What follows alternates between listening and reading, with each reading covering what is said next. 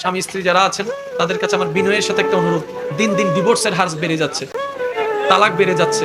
এটা কখনো শোভনীয় নয়, একটা পরিবারের জন্য, একটা সমাজের জন্য এটা কখনো কল্যাণকর নয়।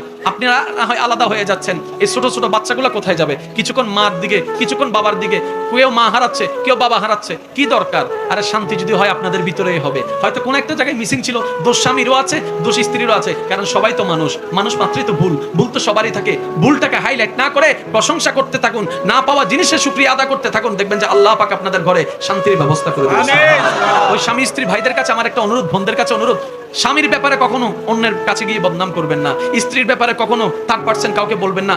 আপনাদের ভিতর যা হোক আপনাদের ভিতর রাখেন, কারণ তৃতীয় পক্ষ জানলে 5 বছর পর হলো সেটা নিয়ে ব্ল্যাকমেল করা শুরু করবে।